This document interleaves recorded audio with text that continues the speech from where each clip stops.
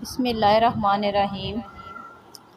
حضرت زکریا علیہ السلام اللہ تعالیٰ کے انبیاء میں سے ایک نبی ہیں جنہیں اللہ تعالیٰ نے بنی اسرائیل کی طرف رسول بنا کر بھیجا۔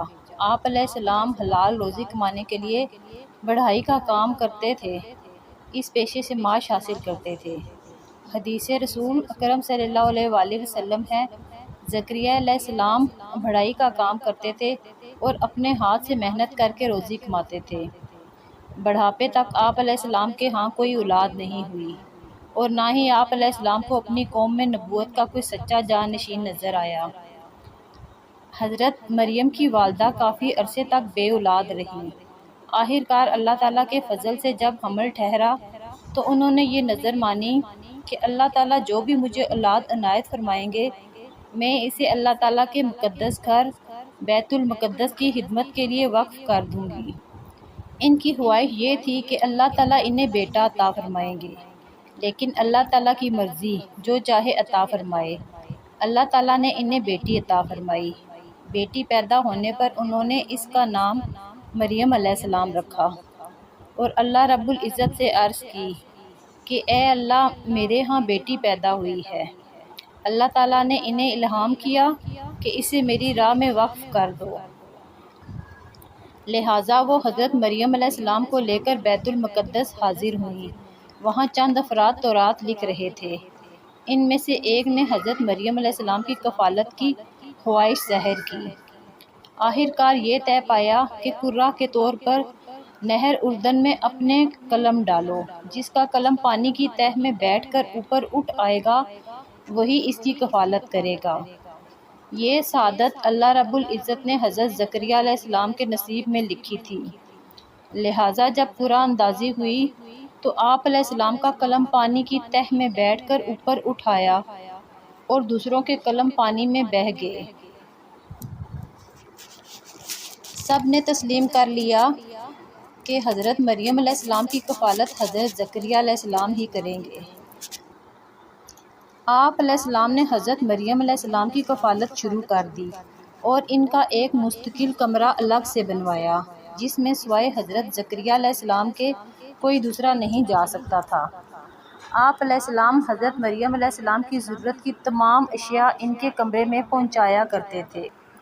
جب حضرت زکریا علیہ السلام حضرت مریم علیہ السلام کے کمرے میں داخل ہوتے تو وہاں بے موسم پھل پاتے۔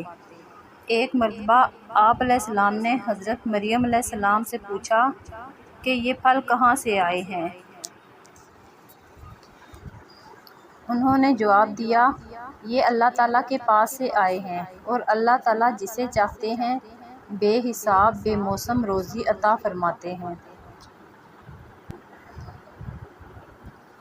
جب حضرت زکریا علیہ السلام نے حضرت مریم علیہ السلام کے پاس بے موسم پھل دیکھے تو آپ علیہ السلام کے دل میں بھی اولاد کی خواہش پیدا ہوئی۔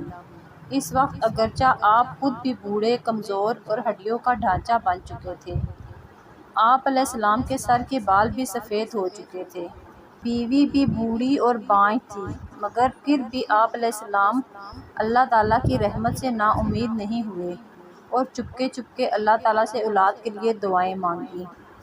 فرمان الہی ہے۔ ترجمہ: اے میرے پروردگار، مجھے اپنے پاس سے پاکیزہ اولاد عطا فرمائیے، بے شک آپ ہی دعا کو سننے اور قبول کرنے والے ہیں۔ اے میرے رب، پس مجھے اپنے پاس سے ایک وارث لڑکا عطا فرمائیے۔ اے میرے پروردگار، مجھے تنہا نہ چھوڑیے، آپ تو سب سے بہترین وارث ہیں۔ حضرت زکریا علیہ السلام نے جیسے ہی اللہ رب العزت سے اولاد کے حصول کے لیے دعا مانگی تو ابھی آپ علیہ السلام اسی جگہ کھڑے تھے جہاں آپ علیہ السلام نے دعا مانگی تھی کہ اللہ تعالیٰ کے فرشتوں نے آ کر آپ علیہ السلام کو بیٹے کی بشارت سنائی اور ساتھ ساتھ یہ بھی بتایا کہ آپ علیہ السلام کی بانجھ بیوی کو بھی اللہ تعالیٰ نے بچہ جننے کے قابل بنا دیا ہے اور آپ علیہ السلام کے بیٹے کا نام بھی خود یحییٰ رکھا ہے۔ فرمان الہی ہے۔ ترجمہ: فرشتوں نے انہیں زکریا علیہ السلام کو آواز دی جب وہ کمرے میں کھڑے نماز پڑھ رہے تھے کہ اللہ تعالیٰ تمہیں یحییٰ بیٹے کی خوشخبری دیتا ہے جو اللہ کے کلمہ عیسیٰ علیہ السلام کی تصدیق کرنے والا، سردار، نفس پر قابو پانے والا، نبوت والا اور نیک لوگوں میں سے ہوگا۔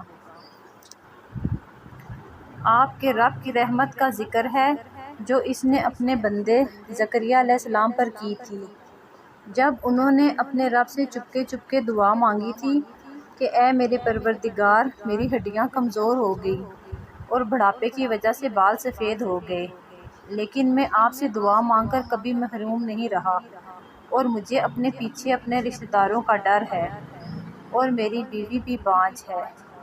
بس آپ مجھے اپنے پاس سے وارث ایک لڑکا عطا فرمائیے جو میرا اور یعقوب علیہ السلام کے خاندان کا وارث بنے،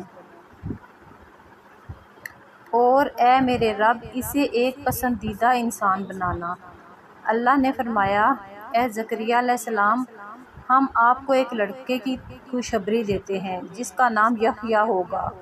اس سے پہلے ہم نے اس کا ہم نام کسی کو نہیں بنایا۔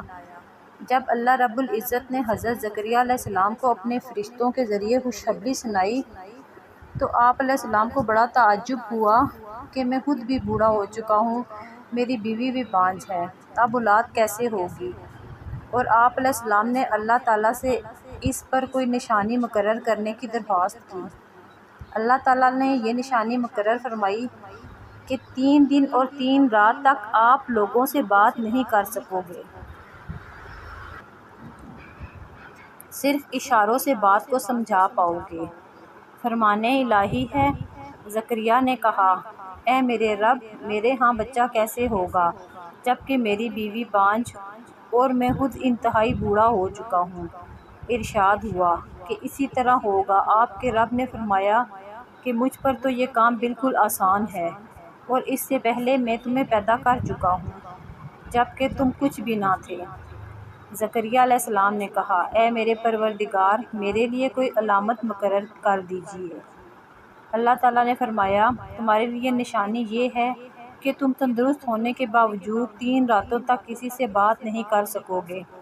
پھر زکریا علیہ السلام اپنے حجرے سے نکل کر اپنی قوم کے پاس آئے اور ان کی طرف اشارہ کرتے ہوئے کہا، تم صبح و شام اللہ تعالیٰ کی تسبیح بیان کیا کرو۔ یہودی چونکہ آپ علیہ السلام کے بہت زیادہ مخالف تھے، انہوں نے آپ علیہ السلام کو قتل کرنا چاہا۔